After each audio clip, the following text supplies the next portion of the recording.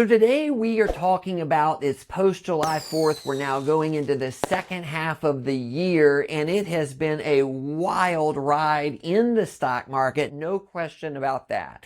One of the things we wanted to look at is the rally off the bottoms in early April in the midst of the tariff chaos that took place. The first part of the recovery was just the rally off the bottom where there was a lot of panic selling that took place, and that was enough to get the market moving for a good couple of weeks.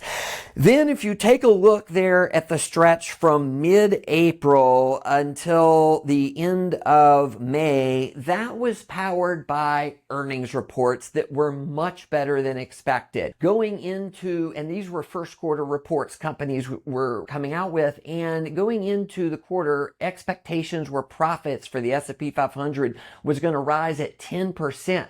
Came in at 13.5%, and we highlighted the fact that it was across all industries basically that companies were putting up much better than expected numbers, and guidance for the rest of the year was much better, which a lot of the economists who were calling for a recession thought the opposite was going to be the case. Companies were going to be missing their numbers and pulling down the guidance. What we've then had in the most recent run-up, which is basically in June and the first part of July there, has been what I call the performance chase.